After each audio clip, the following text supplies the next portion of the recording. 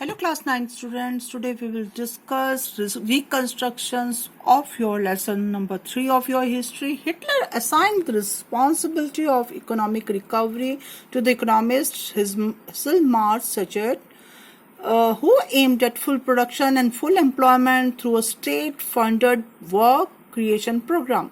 This project produced the famous German superhighways and the people's car, the walls wagon. जो Hitler ने क्या किया था कि उसने ये रिस्पॉन्सिबिलिटी दी कि जो इकोनॉमिक जो आर्थिक रिकवरी हो वो इकोनॉमिस्ट को दी थी. ये जो पर्सन था उसने फुल प्रोडक्शन पर एम किया कि ज़्यादा एम्फेसिस किया और साथ में रोजगार प्रोवाइड करने के लिए, और जो राज्य से फंड्स दिए गए और काम करने के लिए प्रोग्राम्स बनाए गए. ये इस प्रोजेक्ट में फर्स्ट जो था जर्मन सुपर हाईवेज, वहाँ पर रास्तों का निर्माण हुआ, हाईवेज का, और पीपल लोगों की car that is known as Volkswagen, इसका भी उन्होंने प्रोड्यूस किया. In foreign policy also Hitler required quick successes. He pulled out of the League of Nations in 1933. 1933 में वो League of Nations से बाहर आ गए. Reoccupied the Rhineland को 1936 में उन्होंने फिर से ऑक्यूपाई कर लिया, फिर से उसको अपने कंट्रोल में कर लिया. उन्होंने ऑस्ट्रिया और जर्मनी को इकट्ठे मिलाकर 1938 में under the slogan one people one empire one leader he went on to wrest German-speaking Sudetenland from Czechoslovakia and gobbled up the entire country. उसने जर्मन स्पीकिंग सदरलैंड को भी चेकोस्लोवाकिया से अपने अंडर कंट्रोल में कर लिया और सारे देश को अपने अंडर कर लिया. In all of this he had the unspoken support of the England. उसके पास इंग्लैंड का सहारा था, इंग्लैंड उसको सपोर्ट कर रहा था. who had considered the Versailles verdict too harsh. जो इंग्लैंड था वो भी महसूस करता था कि वर्साइल्स की जो वर्डिक्ट थी that was too hard, वो काफी ज्यादा कठोर थे. These quick successes at home and abroad seemed to reverse the destiny of the country. ये जो घर में और बाहर जो ये उन्होंने जो आगे बढ़े ये जर्मन पीपल, तो उनके लिए ये जो उनके भाग्य का द्वार इसने खोल दिया. Hitler did not stop here. Schacht he had advised Hitler against investing hugely in rearmament as a state still ran on deficit financing. Cautious people, however, had no place in Nazi's Germany. Schacht had to leave. Hitler chose war as the way out of the approaching.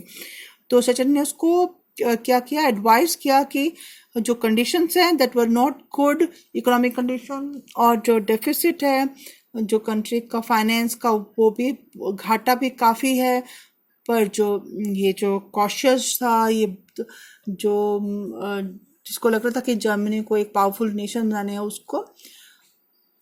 उसका कोई स्थान नहीं था Nazi वालों की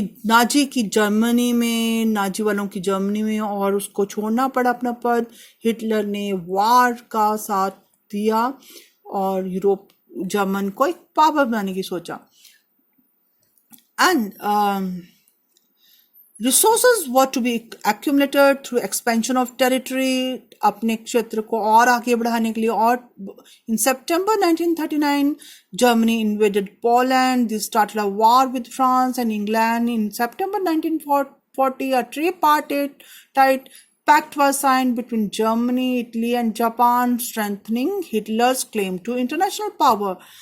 तो सितंबर 1940 में एक ट्रिपार्टिट में 3 पार्टी का एक समझौता हुआ जर्मनी, इटली और जापान में. उन्होंने हिटलर के जो क्लेम को, इंटरनेशनल पावर के क्लेम को, कि वो पूरे विश्व में एक जर्मनी को शक्ति बनाने का उसका जो विचार था उसको उन्होंने सपोर्ट किया. Puppet regime supportive of Nazi Germany was installed in a large part of Europe के ज़्यादातर हिस्सों में एक कठपुतली गवर्नमेंट लगा बना दी गई. By the end of 1940, Hitler was at the pinnacle of the power. वो शक्ति के चरम सीमा पर था. Hitler now moved to achieve his long-term aim of conquering Eastern Europe. अभी वो Eastern Europe की ओर बढ़ा. He wanted to ensure food supplies and living spaces for Germans के लिए खाना और साथ में रहने के स्थान सप्लाई करने के लिए वो चाहता था. He attacked the Soviet Union in June 1941. 1941 में उन्होंने सोवियत यूनियन पर अटैक किया. In the historic blunder, इस ऐतिहासिक ब्लंडर कहेंगे इसको, जो उसकी गलती थी, Hitler expose the German western front to British aerial bombing. इसने जो जर्मन के जो पश्चिमी फ्रंट थे उनमें उसको उन्होंने एक्सपोज कर दिया ब्रिटिश के एरियल बॉम्बिंग, मतलब वो एयर से बॉम्बिंग कर सकते थे वहाँ पर. एंड ईस्टर्न फ्रंट जो था, उसका पूर्वी जो फ्रंट था वो अगेंस्ट था Soviet आर्मीज. The Soviet red army inflicted a crushing and humiliating defeat on Germany. Germany पर उन्होंने एक बहुत ज़्यादा उनको हरा दिया at Stalingrad. After this, the Soviet Red Army hounded out of the retreating German soldiers until they reached the heart of Berlin, establishing a Soviet hegemony over the entire Eastern Europe for half a century thereafter. Soviet की जो red army थी वो retreating जो army वापस लौट रही थी German की, उस पर उन्होंने उसके पीछे पीछे वो आई और उन्होंने till it reached the heart of Berlin. Berlin के बीचों बीच वो रुक गई. अब सोवियत की जो थी कंट्रोल हो गया यूरोप के मैक्सिमम पार्ट पर सोवियत कंट्रोल हो गया for a century and after half a century thereafter, अगले कुछ वर्षों तक. Meanwhile, the USA had resisted involvement in the war. USA ने अभी तक वॉर में युद्ध में कोई अपनी इन्वॉल्वमेंट नहीं दिखाई थी. वो अभी इसमें एंटर नहीं हुआ था. It was unwilling to once again face all the economic problems that the First World War had caused. जो पहले विश्व युद्ध से जो प्रॉब्लम्स हुई थी, समस्याएं थी, उनसे वो अभी उनको फेस कर रहा था. वो ये नहीं चाहता था कि नए वार में इंडल्ज होए, but it could not stay out of the war for long. Japan was expanding its power in the east. It had occupied French Indochina and was planning attack on US naval bases in the Pacific. तो Japan भी अपनी पूर्व में अपनी शक्तियां बढ़ा रहा था. उसने फ्रेंच इंडो चाइना को अपने कंट्रोल में कर लिया था और and was planning attack on US naval bases. US के जो नेवी के बेस थे पैसिफिक में, प्रशांत महासागर में, उनको अटैक कर रहा था, उन पे अटैक करने का प्लान कर रहा था. व्हेन जापान एक्सटेंडेड सपोर्ट, जब जापान ने हिटलर को अपना सपोर्ट दे दिया और यूएस के जो बेस थे पर्ल हार्बर में उस पर बॉम्बिंग की, तो बॉम्ब्स गिराए, तो यूएस भी एंटर हो गया सेकेंड वर्ल्ड वॉर में. The war ended in May 1945 with Hitler's defeat and the US dropping of the atomic bomb in Hiroshima पे. यूनाइटेड स्टेट्स ने बम गिराए हिरोशिमा जो कि जापान में है, और उससे हिटलर की डिफीट हो गई मई 1945. From this brief account of what happened in the second world war, we now turn to the Helmut and his father's story, story of Nazis criminality during war. अब हम उसमें वापस आ रहे हैं कि जो कि नाजीज ने जो कि अत्याचार किए थे